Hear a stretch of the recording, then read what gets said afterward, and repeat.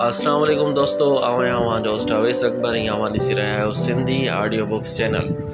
दोस्तों अॼु असांजी शख़्सियत आहे डॉक्टर नबी बख्श बलोच साहब। त अचो त उन्हनि जे बारे में मालूमात वठूं था। डॉक्टर नबी बख्श बलोच वलद अली मोहम्मद ख़ान लगारी बलोच इल्मी, तैलीमी, अदबी ऐं सक़ाफ़ती ख़िदमतुनि जे सिलसिले में मुतारिफ़ शख़्सियत आहे। सिंधी लोक अदब ऐं लुग़त, सिंध जी तारीख़ ऐं क्लासिकी शाइरी ते संदसि तहक़ीक़ बुलंद मयार ते पहुतल आहे। पाण ॻोठ जाफ़र ख़ान लेगारी ज़िला सांगड़ में पैदा थियो। शुरूआती तैलीम पंहिंजे ॻोठ में हासिलु कयाई, जॾहिं त मैट्रिक मदरसा हाई स्कूल नौशरो फ़िरोज़ मां करे BA बहाउद्दीन कॉलेज जूनागढ़ मां फर्स्ट क्लास में पास कयाई।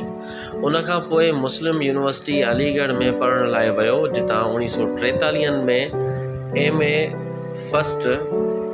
फर्स्ट डिवीज़न में पास करे सॼी यूनिवर्सिटी में पहिरियों नंबर आयो। साॻे साल LLB फर्स्ट क्लास में पास कयाई। 1946 में तैलीम ऐं तरबियत हासिलु करण लाइ विलायत रवानो थियो ऐं कोलंबिया यूनिवर्सिटी मां एजुकेशन में MA ऐं डॉक्टरी जे आला डिग्री हासिलु कयाई। 1949 में पाकिस्तान मोटी आयो ऐं कुझु वक़्तु वज़ारत दाख़िला जे इंफॉर्मेशन ऐं ब्रॉडकास्ट डिवीज़न में ऑफिसर ऑन स्पेशल ड्यूटी तौरु कमु कयाई। उनखां पोइ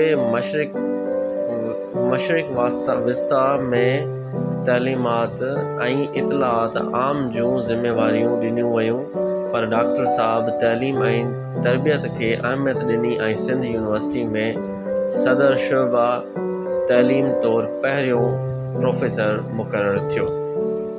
दोस्तों डॉक्टर नबी बख्श बलोच साहब जे बारे में तव्हां ॼाण वरिती, वॾी महिरबानी तव्हांजूं। वरी मिलंदासीं कंहिं ॿी शख़्सियत सां गॾु। तेसिताईं इजाज़त ॾींदा। अस्सलामु अलैकुम।